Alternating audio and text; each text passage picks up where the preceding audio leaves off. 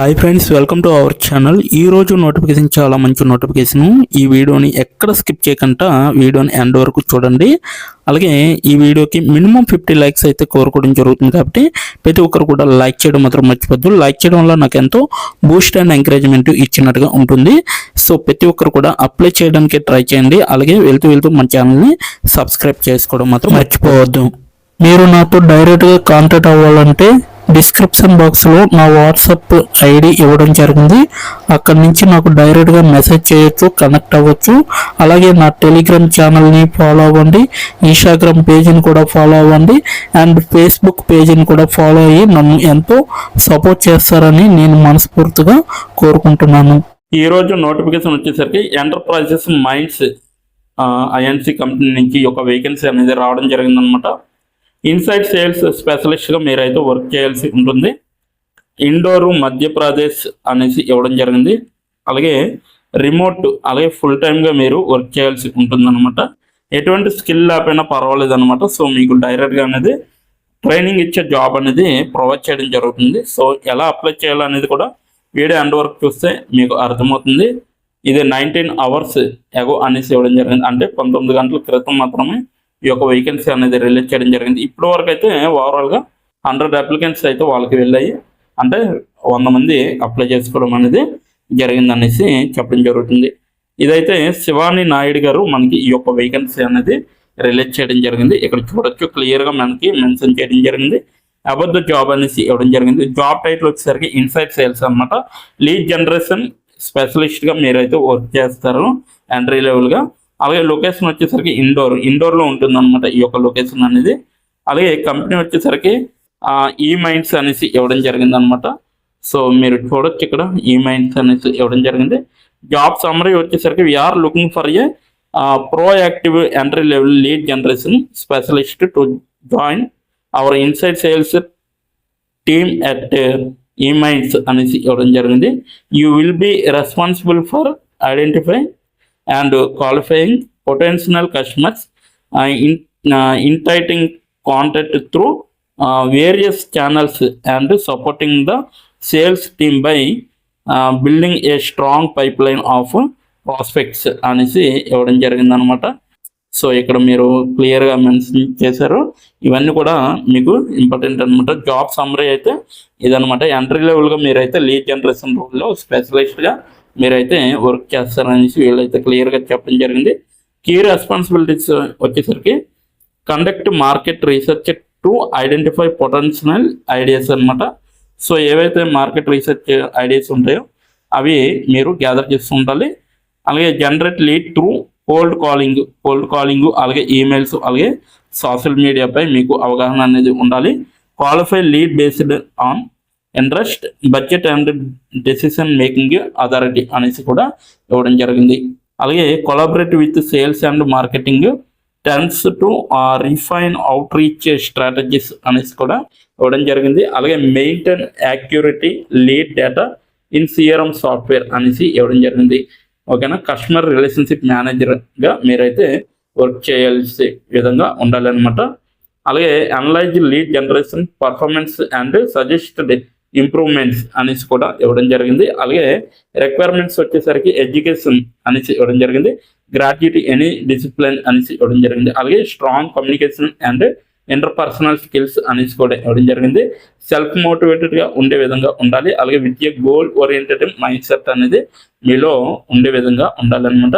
మీకైతే గట్టిగా interpersonal skills, strong communication skills అనేవి డెఫినెట్గా ఉండాలి. ఇంగ్లీష్ నాలెడ్జ్ అనేది ఖచ్చితంగా రావాలన్నమాట. Basic understanding of sales and marketing techniques అనేసి ఇవ్వడం జరిగింది. అలాగే బేసిక్ సేల్స్ మార్కెటింగ్లో ఎటువంటి సేల్స్ అవుతాయి, ఇటువంటి టెక్నిక్స్ అనేవి కూడా మీకు తెలియాలన్నమాట. సో ఎలా సేల్స్ని పెంచుకోవాలి అనేది కూడా తెలిసి ఉండాలి. అలాగే prior experience in sales or lead generation in is a plus but not mandatory అనేసి కూడా ఇవ్వడం జరిగింది.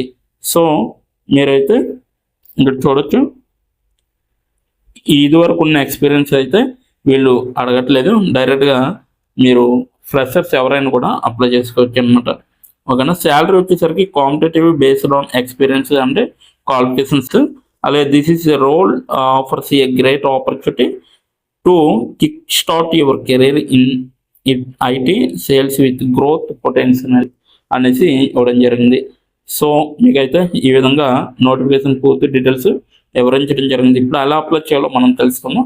దానికన్నా ముందు దీని యొక్క నోటిఫికేషన్ లింక్ నేను కింద నా డిస్క్రిప్షన్ బాక్స్లో ప్రొవైడ్ చేయడం జరిగింది. అక్కడికి వెళ్ళి మీరు డైరెక్ట్గా అప్లై చేసుకోవచ్చు. వెళ్తూ మన పేజీని కూడా ఫాలో అవ్వండి. అలాగే మన ఛానల్ని సబ్స్క్రైబ్ చేయడం మాత్రం మర్చిపోద్దు. అలాగే వీడియోని లైక్ చేయడం మాత్రం మర్చిపోద్దు. అలాగే ఇప్పుడు ఎలా అప్లై చేయాలో మనం తెలుసుకుందాం.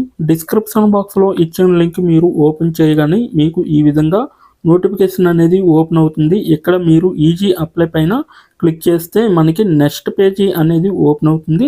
ఇక్కడ నెక్స్ట్ పేజీలో అప్లై టు అని ఉంది కదా, అక్కడ దాని పక్కన కంపెనీ నేమ్ అనేది రావడం జరుగుతుంది. ఏ కంపెనీకి అయితే అప్లై చేస్తున్నారో ఆ యొక్క కంపెనీ నేమ్ అనేది రావడం జరుగుతుంది. దాని తర్వాత మీరు మీ యొక్క ఈమెయిల్ ఐడితో లింక్డ్ఇన్లో లాగిన్ అయ్యి ఉండాలి. అలా అయ్యి ఉంటే మీకు ఈమెయిల్ ఐడి కూడా కనబడుతుంది. ఫోన్ కంట్రీ కోడ్ అనేది కూడా కనబడుతుంది. అక్కడ మీ యొక్క ఫోన్ కంట్రీ కోడ్ని మీరు ఎంటర్ చేయాలి. మనది ఇండియా కాబట్టి +91 అని ఉంటుంది.